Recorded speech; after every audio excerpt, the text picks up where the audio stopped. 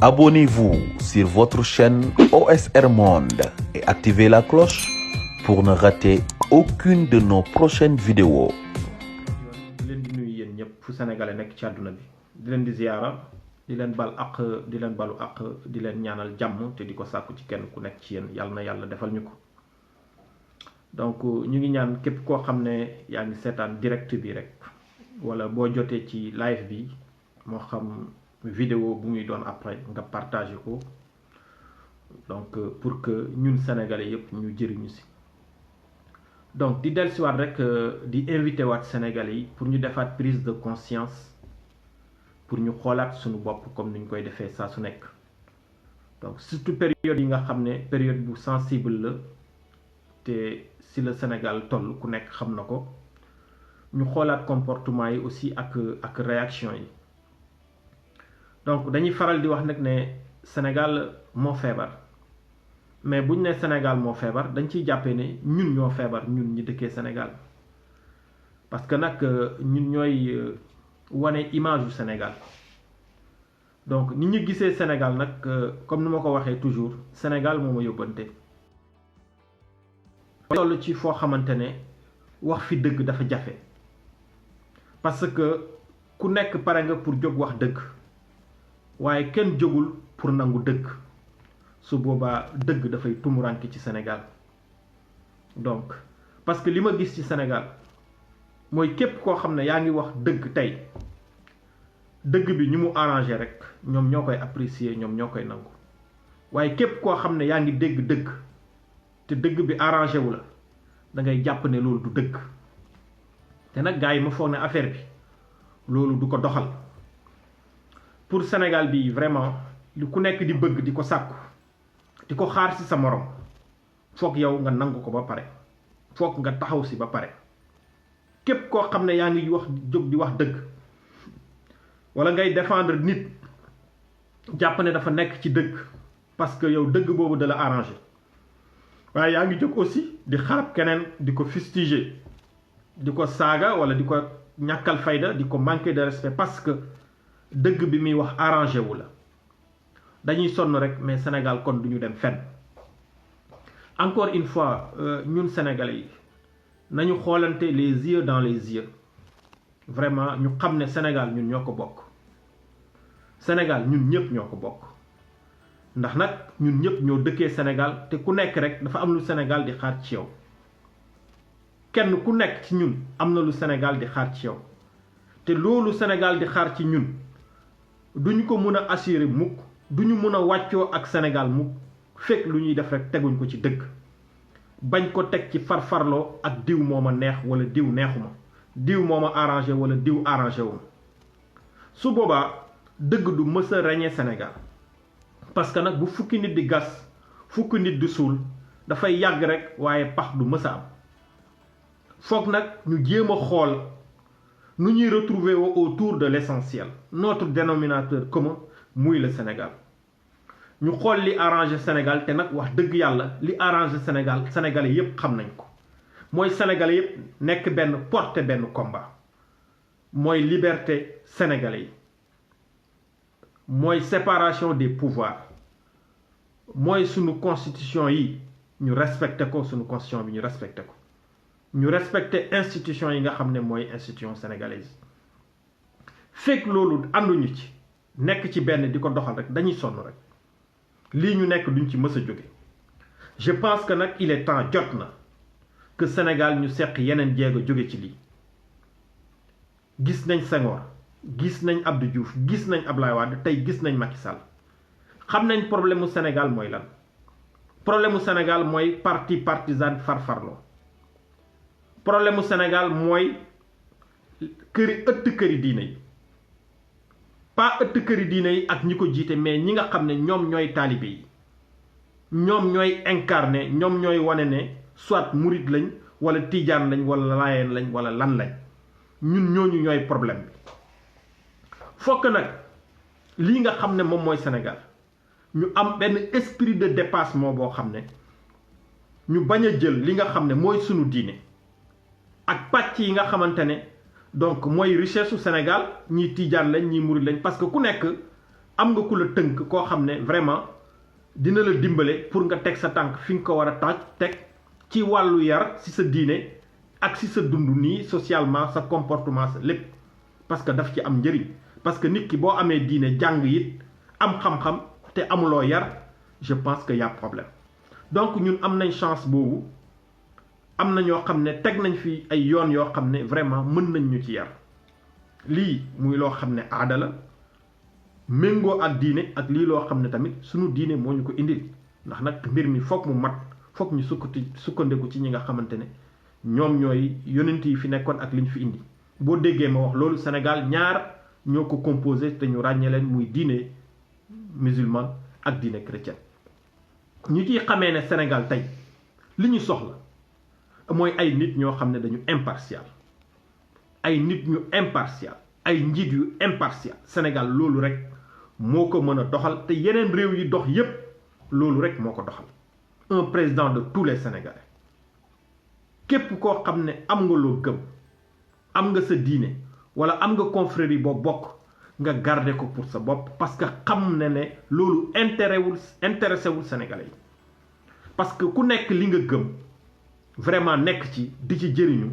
di ci am sa yëg-yëg yaa ngi ko téye pour sa bopp yow la intéressé parce que ku dee ak sa bàmmeel yàlla du juger kenn parce que tiijaan nga wala murit nga wala laayeen nga wala lii la naan dalay yóbbu àjjana wala safara yonent bi sallallahu alayhi wa sallam sax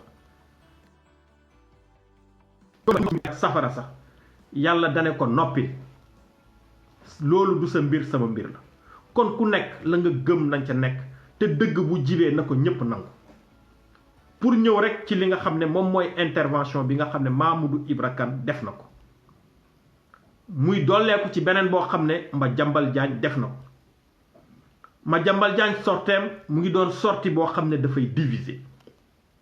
Sénégalais yépp ñaawlu ko ñépp génn dal ci kawam vraiment ñu ñaawlu ko bu baax a baax mais Mamadou Ibra Kane man sama gis-gis il a fait le contraire wane ne na Sénégalais yi tey dañu porter benn combat boo xam ne Sénégalais yi ñoom ñépp ñoo ko gagné le peuple sénégalais rawatina la jeunesse bu fekkee ne dafa wax ne le khalife général des mourides sëñ Mountakha ñu ngi koy ziyaare di ko wàccee wàccuwaayam warul woon recevoir ki nga xam ne mooy ñoom Clédor Sène ak ñi ñu àndaloon man dama naan ñoom Clédor Sène ak ñi ñu àndaloon ñoo warul woon dem ci sëñ Mountakha ce n'était pas le moment parce que aussi nañu waxante dëgg faut pas que ñuy fustiger ñenn ñi parce que nag Sénégal dañu nekk ci combat boo xamante ne booloo rek union rek mooy tax ñu gañe ko kenn warul def acte wala poser benn acte boo xam ne dafay diviser wala muy tayal loo ñenn ñi wala muy décourager loo ñenn ñi Sénégal nañ waxante dëgg bu ñu fenante parce que tamit dëgg rek lay doon du mës a jóge dafa am benn fiir boo xam ne dafa am ci seen confrérie yi foog ñu nangu ko faut pas se voiler la face dëgg moo neex nit bu problème amee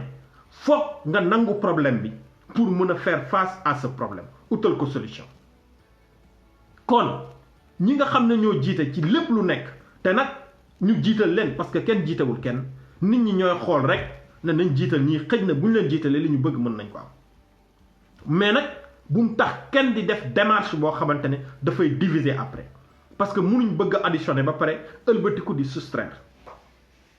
te combat bi tey sénégalais yi porté nii ba mu yegg fi mu yegg tey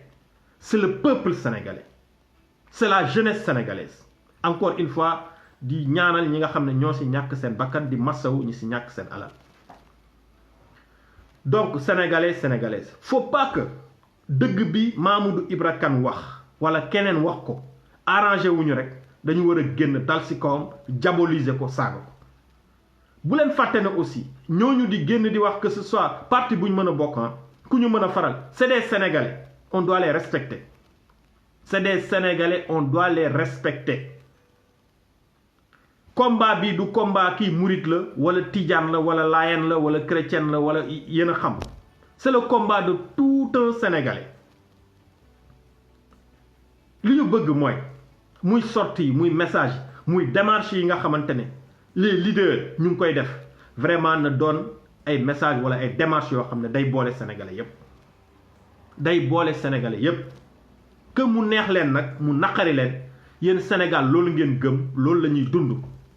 Tiijaan Murit Laayeen ñun soxlaatuñ loolu bokk na ci li ñu tardeel mooy nit ñi li ñu ñàkk xam lan mooy rôlu tarixa yooyu bokk na ci tey di leen wax encore une fois combat bi fi mu toll nii dafa am ñoo xam ne ñoom ñoo ko porté ba mu yegg si fi mu yegg si tey ñooñu buñ leen fàtte mooy ñi wàccoon ci terrain bi di xeex mooy ñi nekkoon ci réseaux sociaux yi ci plateau télé yi di wax subaak ngoon di artu Macky Sall ñooñu ñoo tax tey Macky Sall reculer ci li mu nekk gars il faut pas que ñuy nax suñu bopp dañu xeex nag ba am fu ñu yegg si tey bu fekkee bëgg nañ taxawaay bii ñu am tey ba Macky Sall commencé changer posture commencé di reculer ci yenn affaires yi comme xoolaat doxilinam vraiment li ñu jàpp ba yegg si fii buñ ko bàyyi c'est bien beau dañuy rafetlu lool réaction yi nga xam ne ñoom la kilifa diine yi am ci taxaw ci mbir mi waaye nag ñu ngi ko am gannaaw bi nga xamee le peuple sénégalais taxaw na wax non ba am ñu si ñàkk seen bakkan gars yi dëgg neexut nañ waxante dëgg te yàlla tax kilifa diine yi taxaw bi ñu waroon taxaw dëgg dès le début bi samba boo yi nga xam ne bu ñu waxee kenn du leen dégg di wax bu fekkoon taxaw nañ ko kon kenn du dee ci combat bi kon fii ñu yegg si tey duñ fi yegg si gars yi dëgg moo neex yàlla fi yàlla moom ñëpp kenn moomul kenn yàlla moo bind ñëpp kenn bindul kenn te bu lay jël du tàggu kenn amul kenn koo xam ne yaa ngi yeewoo fii ci kaw suuf te li ngay am du yàlla moo la su koy wërsëgal amul kenn koo xam ne tey boo feebaree yaakaar yàlla ngay yaakaar mu faj amul kenn ku fiy sukuraat di daje keneen ku dul yàlla ku dee ak sa bàmmeel gars yi nañ xoolaat suñu bopp bu baax a baax a baax a baax dëgg nekkul ne bu ñu arrangé rek lañ koy nangu ki nga xam ne nag mooy sa adversaire muy politique ak lu mën a doon foog nga respecter ay diiram di ko déglu parce que nag moom mooy tax nga avancer parce que moom mooy xool say erreur di la ko wax su ko defee ëllëg nga xam fooy teg sa tànk bañ loolu bañ la waat dal ñi nga xam ne nag ñoo ànd ak yow te duñ la wax dëgg ñooñu nang leen jàppee sa première noon gannaaw bi nga xamee ne sa noon bu njëkk moom xam nga ko mooy sa bakkan ndax ci lu la neex rek la lay yóbbu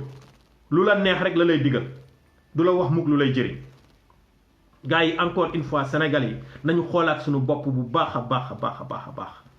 ñii nga xam ne ñooy Clédor Sène dem bi ñu dem ci sëñ Mountakha Mamadou Ibra Kane il a eu le courage wax position wax ni mu gisee peut-être y a des milliers de personnes yoo xam ne partagé wuñ li nga xam ne ñoom la Clédor Sène def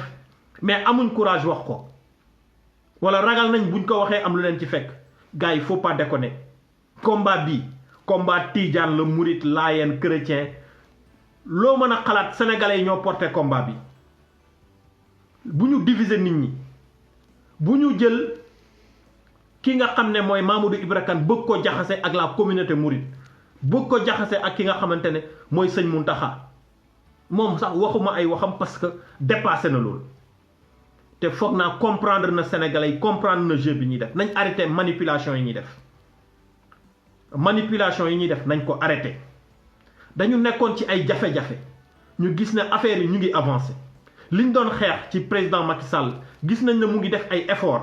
kon nañ ko encouragé ci effort yooyu bu fekkee jàmm Sénégal rek moo ñu tax a jóg te ñu arrêté xeex yi saaga yi ŋàññante yi loolu taxul jóg sénégalais yi ñun dañuy soxla des dirigeants dañuy soxla ay sénégalais yu conscients yu responsable bëgg Sénégal te lépp lu ñuy wax ci Sénégal mu luy arranger sénégalais yépp mu bañ a dem ay partisan je sais que wax ji am na ñu mu dul neex mais ñun jàmm ak jamono comme nuñ leen koy waxee nekk luñ fi ma Demba nekk luñ fi ma Samba ñun dañuy wax pour un Sénégal uni sénégalais yi comprendre sénégalais yi nekk ay nit bañ a nekk ay dof ñu am loo xam ne lii bokkut ñu bañ koo boole tey bu fekkee ne Ousmane Sonko wala ku mu mën a doon ñu ngi aspirer nekk président Sénégal te respecté wuñ le président Macky Sall respecté wuñ ñi nga xam ne ñoo jiite réew mi comme ñoom it buñ fi toogee ëllëg dafa am ñoo xam ne duñ leen may ñu liggéey li ñu bëgg nag wax nañ ko wane nañ ko ñu mën a wàcc ci terrain bi wàcc nañ ci terrain bi ñu mën a wax ci internet yi wax nañ ñi mën a dem ci plateau télé yi wax nañ je pense que acte yi ñu posé le président Sall gis na ko te gis nañ ne mu ngi def ay efforts ñu koy encourager ci loolu nag pour le bien du Sénégal pour le bien de tous les Sénégalais nit ñi nañ daylu ci seen liggéey que ce soit muy les alerteurs les activistes ak ku mën a doon nekkuñ ci campagne électorale vraiment xeex nañ ko Macky Sall mu ngi def ay efforts mais nañu taxaw xool ba xam li Sénégalais yi bëgg dina ko def bu méngoo ak li nga xamante ne moom moo arrangé Sénégal mais tey ñu bëgg continuer aussi di sonal Sénégalais yi di leen di distraire jóge nañ ci waxu Madiambal Diagne ñu ngi ci waxu Mamadou Ibra Kane ginnaaw suba ci waxu keneen la ñuy nekk ñun est-ce que mën nañ concentrer wu sax ci loo xamante ne vraiment dina amal Sénégalais yi njëriñ gars yi il faut pas déconner Sénégal kenn du wax dëgg kenn du joxe xalaatam ci dara wala boo koy def na arrangé nañu arrangé rek gars yi foog aussi vraiment ñu xoolaat suñu bopp quoi ñu xoolaat suñu bopp très franchement nañ xoolaat suñu bopp kenn ku nekk na nga xam ne Sénégal moomoo ko danga ko bokk ak ay nit kenn ku nekk ci ñun na xam ne moomul Sénégal te nit ñi dañu am droit wax lu ñu gis nit ñi dañu war a am droit situation bu taxaw ñu joxe ci seen xalaat mais seen xalaat yooyu buñ ko jël bëgg ko def suñuy noon wala nañ xool li nga xam ne am na ci njëriñ dëgg la wala du dëgg vraiment ñu jëriñoo ko parce que lii Mamadou Ibra Kane wax man je suis d'accord ci benn côté ak moom sénégalais yi nañ def lépp loo xam ne dañuy boole ñu jàpp ci lépp loo xam ne dañuy diviser ñu teg ko fële képp koo xam ne nag yaa ngi bëgg a nekk Sénégal fii dara man dama lay jox sama conseil yaa xam tijaan nga yaa xam murid la loo mën a doon na nga koo garder pour yow intéressé wul sénégalais yi surtout nag yéen ñi ànd ak Ousmane Sonko laay wax gis nga xeex bii combat bii gars yi porté ba yegg si fii tey na leen leer ne bi nit ñi di xeex Ousmane Sonko mu ngi ci loxo yoon bi nit ñi di xeex comment il s'appelle encore Clédor Sène mu ngi ci loxo yoon bi nit ñi di xeex Guy Marius Sagna mu ngi ci loxo yoon bi nit ñi di xeex ñeneen ñépp ñu ngi woon ci loxo yoon kon tey combat bi ñi ko porté xam nañ leen au contraire ñoom dañ leen libéré kon ñooñu leen libéré tey nañ leen respecté mooy le peuple sénégalais qui a dit non mooy le peuple sénégalais gars yi faut pas déconner li ñu war a moytu nag mooy saa yu ñu bu jógee pour def dara loo xam ne day arranger sénégalais yi ñu ne ñu toog leen ñu toog lii fii métti ci Sénégal li ñu naqari ci Sénégal ñépp a ko xam ñépp a ko xam kon nag nañu taxaw camper suñuy position le président Macky Sall ak képp koo xam ne di nga fi mës a ñëw toog fii dafa war a xam ci boppam ne bu doxalul yoon c'est le peuple sénégalais qui va sortir et va dire non opposé wu loolu dafa war a leer waruñ nekk ay peuple boo xam ne dañ ñuy jox ay calmants lu ñu bëgg kenn mënuñ ñu ko fajal ñun ñoo ko mën a fajal suñu bopp respecté kilifa diine yépp nag jox leen seen gëdd jox leen seen àq mais lu ñu bëgg ñoom problème bi ñoom war nañ ñu ne mënuñ ko régler wax nañ ñu le peuple sénégalais prenez vos responsabilités jël nañ suñuy responsabilités te ñu ngi am ay résultats yu positifs ci xeex bi kon ligne boobu ñu jël buñ ko bàyyi buñ ko yàq waaw yoon boobu ñu jël buñ ko wàcc gars yi nañ bàyyi design yi ñuy jéem a créer di jël nit ñi di leen diaboliser parce que dañoo joxe seen xalaat dañoo wax ni ñu gisee c'est pas ça